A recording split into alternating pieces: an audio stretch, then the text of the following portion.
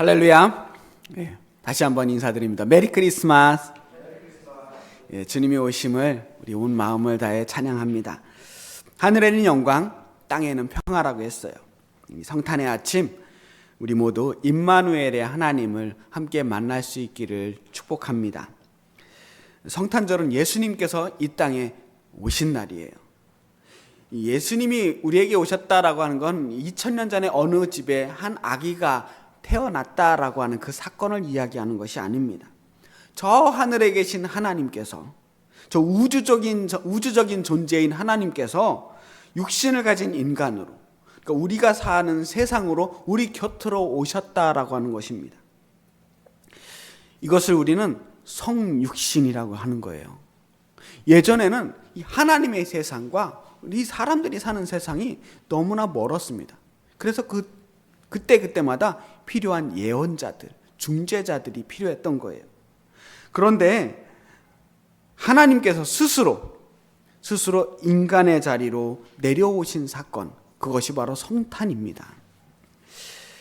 왜 하나님께서 이 땅에 내려오셨을까요? 우리와 정말로 함께하고 싶기 때문입니다. 우리와 함께하고 싶으신 그 하나님의 마음을 우리가 임마누엘이라고 해요. 임마누엘은 하나님께서 우리와 함께 하신다라고 하는 뜻입니다.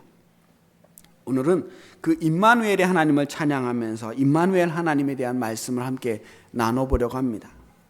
오늘 우리가 읽은 이 성경 구절은요, 하나님께서 처음으로 임마누엘이라고 하는 자신을 소개한 말씀입니다. 그러니까 임마누엘이라는 말씀이 언제 처음 나오냐?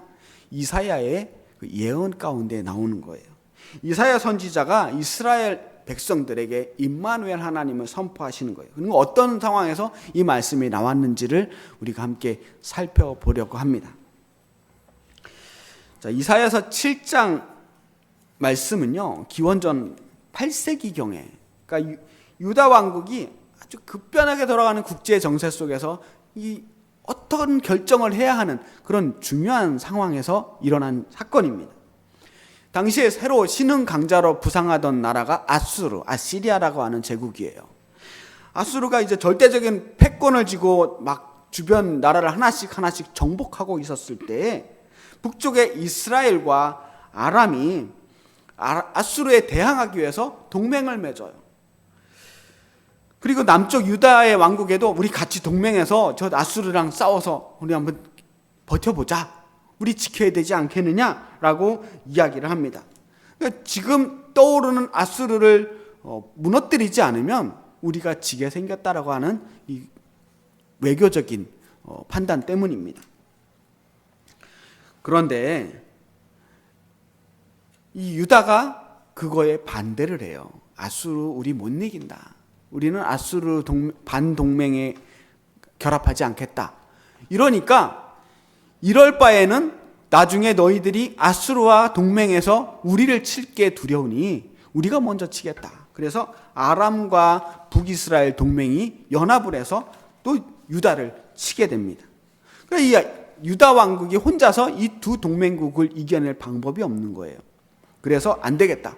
우리도 살 방법을 찾아야겠다. 그래서 그때 당시 유다의 왕이 아하스였는데 아수르에게 원조를 요청합니다. 너네 치자고 하는 동맹에 우리가 결합하지 않아서 이런 어려움을 당하게 됐으니 너희들이 우리를 도와줘야겠다라고 이야기하는 겁니다. 그러니까 적의 적은 동지라고 하는 말이 있잖아요. 그러니까 우리 서로 적이 되었으니 같은 적을 가지고 있는 아수르, 우리를 좀 도와줘라. 이 EJ 전법을 사용하는 겁니다. 그만큼 또 아수르가 당시에 워낙 강대한 나라이기도 했기 때문에 충분히 외교적으로 그렇게 판단할 수 있겠죠. 그런데 이 결정에 대해서 많은 사람들이 아주 현명한 판단입니다 라고 이야기를 했지만 오직 한 사람이 반대를 하는데 그게 바로 이사야 선지자였어요. 이사야가 보기에 이 선택은 멸망으로 가는 지름길인 겁니다. 아수르라고 하는 이 나라가 결코 만만한 나라가 아니다. 지금 당장은 아수르가 자기의 이익이 되니까 얼른 도와준다고 이야기를 하겠지만 결국은 나중에는 아수르가 이 이스라엘 땅 전부를 다 지배하게 될 것이고 그때가 되면 우리가 오히려 아수르의 속국이 돼서 더 어려운 형편을 겪게 될 것이다 라고 하는 것입니다.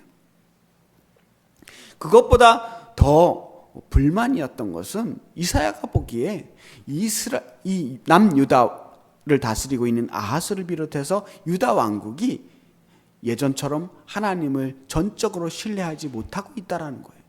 지금 북이스라엘과 아람 동맹이 쳐들어온 그 상황에서 하나님께 먼저 의지를 하고 도움을 구하기에 앞서서 먼저 외교적인 해결책을 구하고 있는 거예요. 그게 훨씬 합리적으로 보였다는 겁니다. 그런데 예언자인 이사야가 보기에 너희들 지금 잘못된 길을 가고 있어. 잘못된 선택을 하고 있어 라고 말하고 있는 겁니다. 그래서 이사야는 아하스에게 하나님께 그러면 징조를 먼저 구해봐라. 이 일을 하기 전에 하나님께 먼저 물어보고 이 일을 한번 선택했으면 좋겠다. 굉장히 중요한 결정이니 기도 먼저 해보는 게 어떻느냐. 징조를 구하라고 권합니다. 그렇게 해서라도 하나님이 우리를 지켜주실 것이라고 하는 확신이 든다면 어떤 싸움이든 이길 수 있지 않겠느냐 하는 겁니다. 그런데 그때 아하스가 이런 대답을 해요. 나는 구하지 아니하겠나이다. 나는 여호와를 시험하지 아니하겠나이다. 하나님을 시험하지 않겠다는 거예요. 어떻게 보면 굉장히 믿음 좋은 사람의 말처럼 들립니다. 이 문맥만 딱 놓고 보면 그래요. 하나님을 시험하지 않겠습니다. 나 어떻게 감히 하나님을 시험하겠습니까? 굉장히 경건한 말처럼 들리지만 사실 그 속마음은 그렇지 않은 거예요. 하나님 시험하지 않겠다는 것은 하나님께 물어보지 않겠다. 하나님께 이 문제에 대해서 도움을 구하지 않겠다라는 거예요. 이미 아하스는 마음속으로 아수르를 부르기로 결정했어요. 다 마음 먹은 겁니다. 여기서 만약 하나님께 기도했는데 하나님께 어떻게 할까요? 라고 징조를 구했는데 안 돼 라고 하면 물러야 되잖아요. 그렇게 하고 싶지 않은 겁니다. 하나님께 기도하거나 하나님의 의견을 구하고 싶은 마음이 전혀 없어요. 겉으로는 선지자 앞에서 자기가 굉장히 경건한 사람인 척하고 있지만 사실은 자신의 결정, 이미 내린 결정을 꺾고 싶은 마음이 없는 거죠. 자, 아하스와 이사야, 지금 누가 더 옳은 결정을 하고 있는 겁니까? 우리는 물론 다 결말을 알고 있으니까 당연히 이사야가 제대로 된 결정을 하고 있는 것이죠 라고 말할 수 있겠지만, 만약 우리가 그 자리에, 그 시대에 그 자리에 옆에 있었다면 우리는 어떤 결정을 해야 한다고 이야기했을까? 사실 그 판단이 결코 쉽지는 않았을 거라고 생각을 해요. 현실은 그렇게 단순하지 않거든요. 염려와 근심, 불안한 상황이 내몰렸을 때 우리가 끝까지 하나님만 믿으면서 하나님만 의지하면서 그 모든 것을 견딘다는 게 그렇게 쉽고 만만하지 않은 일입니다. 끝까지 믿음으로 버틴다는 게, 의연하게 버틴다는 게 말처럼 쉽지 않습니다. 우리는 사실 여태까지 그렇게 수없이 넘어져 왔고 실패했고 지금도 넘어지고 있습니다. 오히려 우리는 더 조급할 때가 많았고요.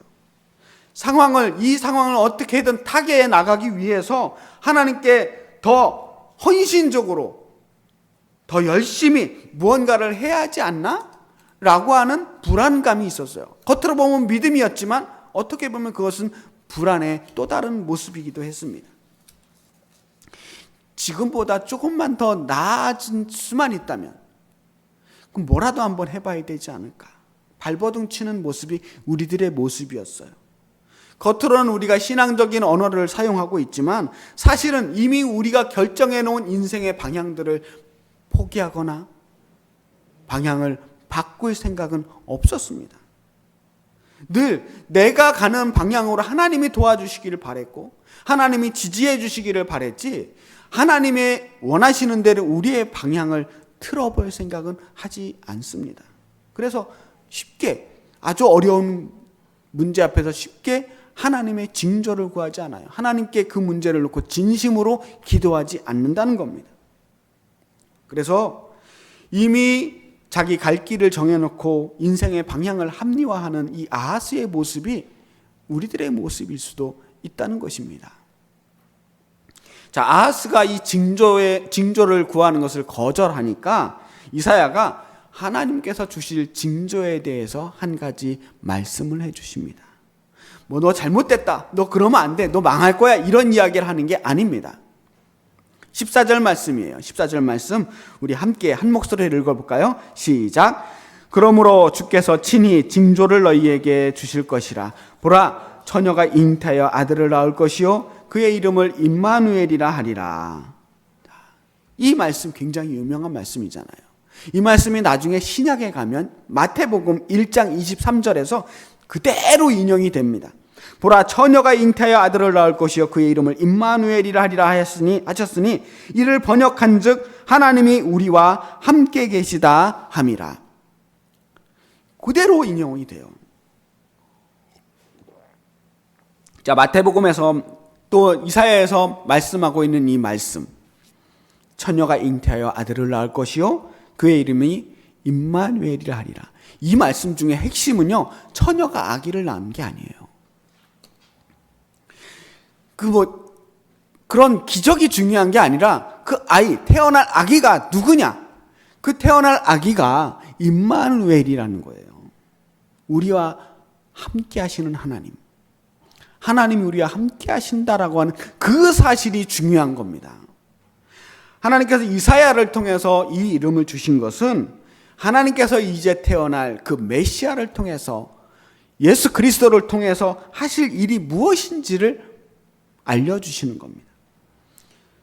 그 아기를 통해서 하나님이 우리와 함께 하심을 증명하시겠다. 그게 증거가 되는 거예요. 우리가 예수님을 임마누엘 예수님이라고 부르는 이유는 하나님이 예수님을 통해서 우리와 함께 하십니다 라고 고백하는 말씀입니다. 그런데 우리가 이렇게 예수님을 임마누엘이라고 고백하며 찬양하지만 사실 문제는 여전히 우리와 함께 계시는 그 하나님이 눈에 보이지 않는다는 겁니다. 그분을 우리가 손으로 잡을 수도 없고 눈에 보이지도 않아서 수시로 막막하다는 것이죠.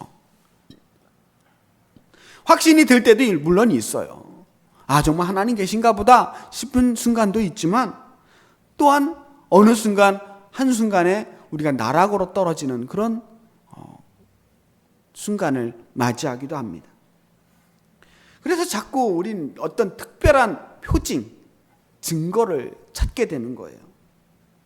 그런데 그런 표징, 특별한 어떤 증거보다 더 중요한 것은 그 하나님이, 우리와 함께 계시는 하나님이 어떻게 생겼다가 아니라, 어디에 계신다가 아니라 지금 우리와 함께 하시는 하나님이 무슨 일을 하시느냐, 그 일을 보면 하나님이 정말 나와 함께 하시는지 함께 하시지 않는지를 알 수 있는 겁니다.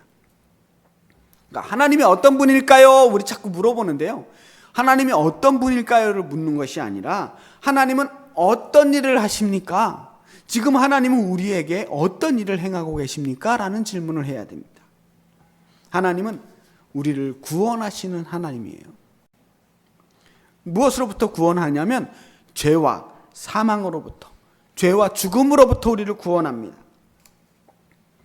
반대로 말하면 우리가 하나님이 아니면 죄와 죽음으로부터 벗어날 길이 없다는 거예요. 이걸 또 다른 말로 말하면 하나님은 그런 분이시기 때문에 우리가 어떤 상황에 처해 있을지라도 절대로 망하거나 죽게 내버려 두시지 않는다는 겁니다. 하나님이 우리를 죄에서 구원하시면서 이 불의한 우리들을 의롭다고 해주시고 우리를 죽음 가운데서 구원해 주시면서 우리에게 생명, 영원한 생명을 주시는 분이라는 거예요. 우리 삶이 불안한 이유는 우리가 아무리 뭔가를 열심히 해도 우리 삶을 완벽하게 지켜낼 수 없기 때문입니다. 계속 어디선가 빈틈이 생겨요. 아무리 좋은 약을 먹고 열심히 운동을 해도 우리의 젊음, 우리의 건강은 한순간에 사그라듭니다. 우리의 일상은 아주 작은 위협에도 쉽게 사그라듭니다. 일상이라고 하는 그 평범한 시간, 아무 일도 없고 무난하고 무탈한 그 모든 순간순간들이 모여서 우리의 삶을 이루고 있잖아요. 아무 일 없는 순간들, 그 우리에게 주어진 이 생명의 시간들이 우리의 능력으로, 우리의 노력으로 만들어진 건 아니라는 것을 우리가 알아야 합니다. 내가 가지고 있는 것 중에 내가 노력해서 얻지 않은 것, 내가 대가를 지불하지 않고 얻은 그 모든 것을 우리는 선물이라고 말하고 은혜라고 말합니다. 내가 그걸 위해서 뭔가 애쓴 기억이 없는데 어느 순간 나에게 주어진 그것들, 그게 다 선물이에요. 하나님께서 그 은혜와 선물을 우리에게 주신 겁니다. 그리고 그것들을 계속 지켜주시고 계십니다.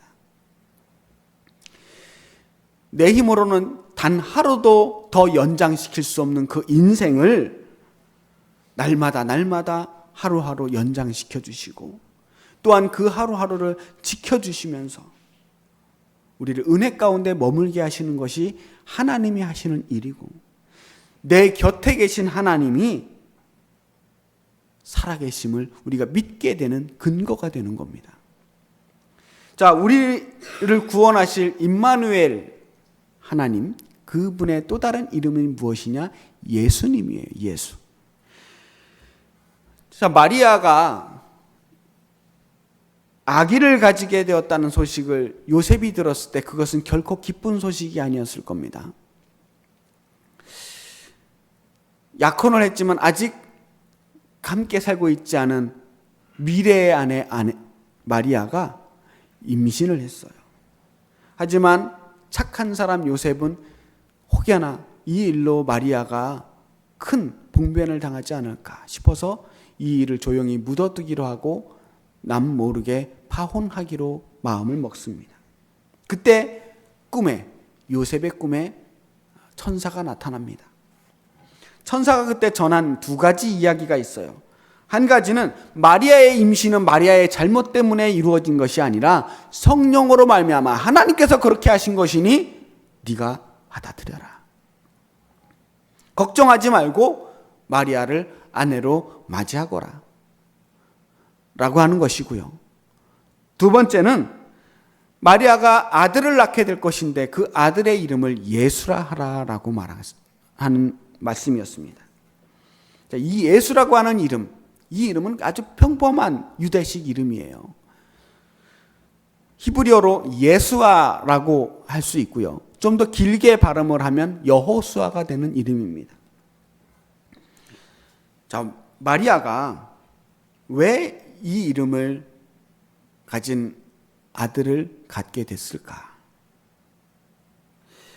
하나님께서 그 아들을 통해서 온 세상의 사람들을 구원하실 계획을 가지고 계시기 때문입니다.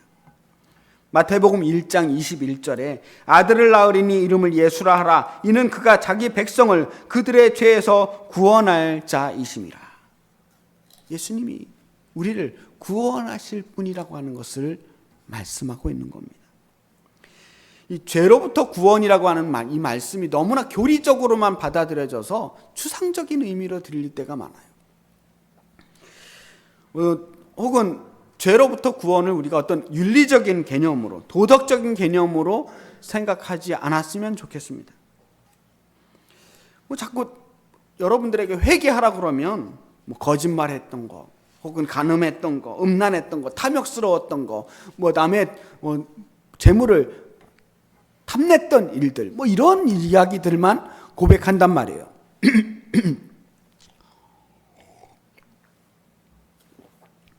그래서 예수를 믿는다는 게, 하나님을 믿는다는 게, 그래서 하나님께 용서받는다는 게 세상에서 저지르는 그런 윤리적인 잘못들을 용서받을 수 있는 탈출구, 혹은 속죄를 받을 수 있는 출구로 생각하는 경향들이 있는 것 같습니다. 잘 아는 영화 밀양에서 나오는 그 몹쓸 대사들 있잖아요. 내가 죄를 지었지만 나는 하나님께 다 회개를 했으니 난 용서받은 사람이야, 나 깨끗한 사람이야 라고 오히려 죄로부터 당당해질 수 있는 뻔뻔함을 가르치는 게 아닌가. 회개라고 하는 게, 우리가 회개를 할 때 무엇을 회개하느냐가 굉장히 중요하거든요. 그런데 복음서에서 우리가 죄에 대한 이야기들을 읽어보면요, 예수님은 절대로 이런 도덕적인 잘못을 죄라고 가르치지 않습니다. 예수님이 우리의 도덕적인 죄 때문에 십자가에 달려 돌아가신 게 아니에요. 하나님이 우리를 죄로부터 구원한다는 게 우리가 도덕적으로 완벽무결한 그런 인간으로 만들겠다는 게 아닙니다. 그런 문제에 대해서 사실은 가장 당당할 수 있는 사람들이 바리새인들이었어요. 바리새인들은 정말 철저하게 죄로부터 멀어지려고 애썼던 사람들이에요. 그런 도덕적인 죄. 그런데 정말 중요한 것은 죄로부터의 구원은 그런 도덕적인 죄가 아니라는 겁니다.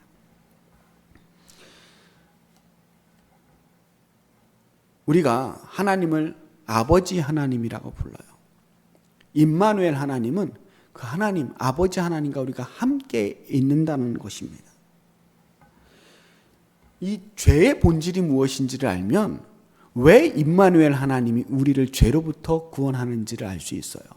이 죄라고 하는 것, 성경에서 죄는요, 하나님과 멀어지는 거예요.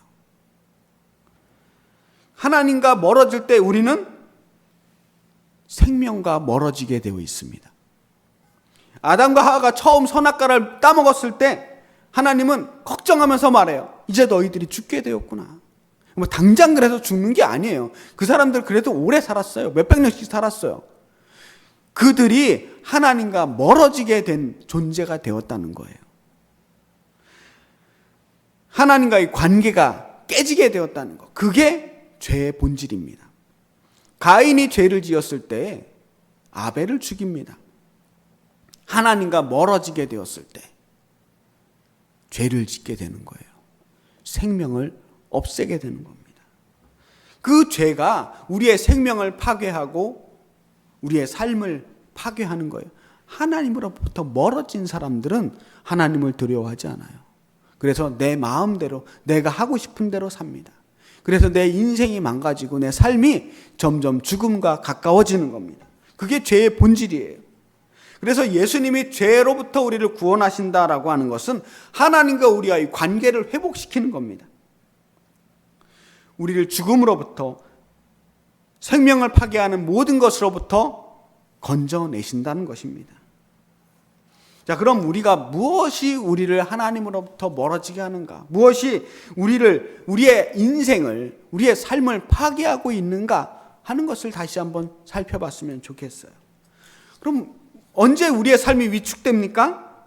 아마 여러분들 처한 상황들마다 조금씩은 다를 거예요. 건강을 잃거나 사업이 어려워지거나 자녀들의 문제 때문에 우리의 일상들이 무너지고 삶이 흔들립니다.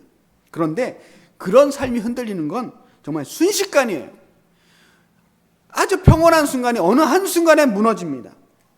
이런 문제들이 우리가 피하고 싶다고 피할 수 있는 게 아니고 안 하고 싶다고 안 할 수 있는 게 아니에요. 평상시에 그 사람이 어떻게 살았는지, 평상시에 얼마나 믿음이 단단했는지 중요하지 않습니다. 기도 많이 하고 선행을 많이 해도 극복하기 어려운 어려움들이 있어요. 왜냐? 구원이 나로부터 나오는 게 아니기 때문입니다. 나 자신은 나를 구원할 수 없어요. 그런 상황에 떨어지면 하나님이 우리와 함께 하신다라고 하는 그 임마누엘의 신앙이 손에 잡히지 않을 수도 있습니다. 그럼 일상 어디에서 하나님이 우리와 함께 하신다라는 것을 경험할 수 있을까? 우리는 우리의 삶을 깊이 들여다볼 수 있어야 합니다. 하나님이 우리와 함께 하신다라고 하는 사실을 평상시에 계속해서 들여다보는 사람은 갑작스러운 위기에도 흔들리지 않을 수 있어요. 우리가 삶을 들여다볼 수 없을 정도로 정말 바쁘고 분주하게 살다 보면 지금 나와 함께 하시는 하나님은 들여다볼 엄두도 내지 못합니다. 나 자신도 볼 수 없는데 어떻게 함께 계시는 하나님을 볼 수 있겠어요?